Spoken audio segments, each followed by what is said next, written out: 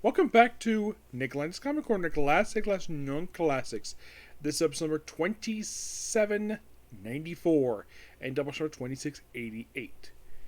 Well, basically this one featuring kind of two Superman trades. The first one is not technically a Superman trade, but it does contain Superman issues. We're discussing first Day of Vengeance, the collected edition for this one, which collects from Action Comics, issue number 826 Action Comics, Avengers Superman 639, and Superman Volume 2 Issue 16, and the entire 6-issue miniseries. Mostly put, this is known as basically Lightning Strikes Twice storyline. Yeah, it's a lead into, it's one of the many leads in Infinite Crisis. Basically, this is just Superman versus a return of Eclipso. Or because some random reporter possesses Lois. Eventually, he gets possessed in part 3. He fights against Captain Marvel, as well as fighting Shazam.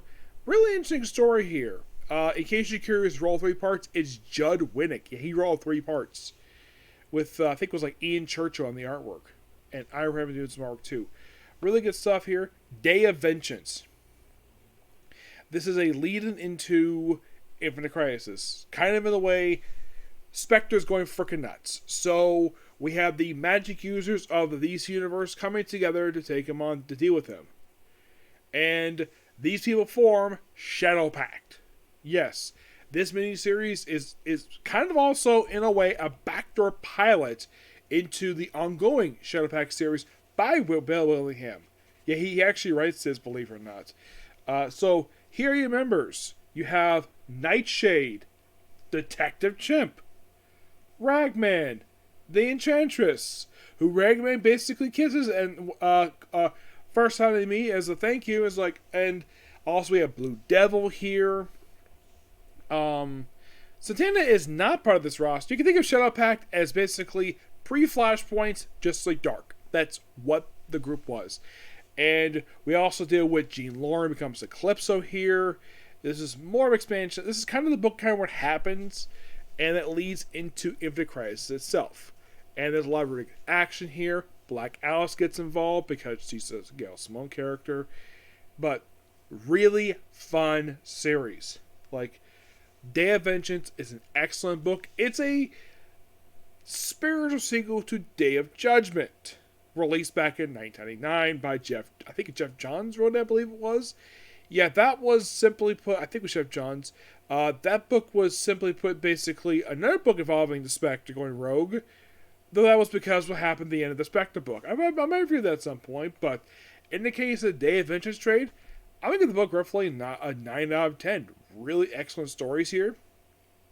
And next up we have is Superman, Strange Visitors. This collects 8 Action Comics 827, 828, and 830 to 835. 835 is known for the comic debut of Livewire. Yes, and by the way, all these issues are written by Gail Simone and drawn by the returning John Byrne. This, of course, is before Superman Brainiac. I think this was the first time he came back to the book since, like, late 80s. Mostly put, it's like Superman versus Black Adam, a lot of these issues. And also Dr. Psycho gets involved in this stuff. Yeah, I thought it was really weird. Like, I get Black Adam because it's like a natural bad guy for him to fight. But here's the thing. He's the enemy of Captain Marvel. Why the heck is he in this book? Which is a good question.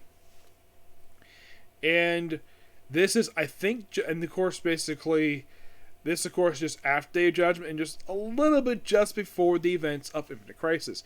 This is now, in case you're curious though, where's 829, you might ask? That is actually part of a crossover Wonder Woman known as Sacrifice. That's where you can find that issue. But it's interesting, though, this would be the only time Gail Simone wrote Superman. As far as I can tell, this is the only time she wrote him. Because I think it was around the same time she's doing this. I think we're just knowing after this. She wrote Wonder Woman, and had a really good run with this character.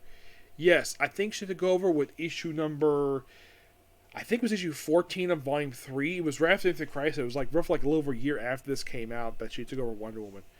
As for what she's working on this point in time, It wasn't Secret Six. No, that came after this one. Though there's a tie-in that leads into the formation of Secret Six. That's a tie-in of Villains Inc. because it involves basically Black Adam. But I love Strange Attractions. I try to find this basically a trade over from my local library. I just found the issues online. Just do it that way. So Strange Attractions is another. It's an excellent set of issues for Superman. And unlike what was going on with Chuck Austin's Superman Volume 2 with the stuff with trying to rekindle the rivalry between Lois Lane and Lana Lang, this book was just pure awesomeness at its finest.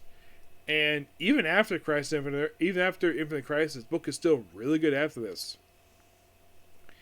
So I'm going to give this trade here, which collects these particular issues, which 827, 828, and 830, 835, a 9.5 out of 10. Excellent set of issues, and I can't wait to discuss more Superman in the future. Now, those of you curious, do we do any more of these for like 2000s trades? There's like one more I wanted to do, but that's pretty much it. Because I think I might after this just go back to do like the 90s stuff, which I really like doing the 90s stuff leading up to Death of Superman. So, there's that. I'm pretty much ending here, so please be sure to like, comment, subscribe, turn notifications, and do not have this like button. Okay, next video. Bye.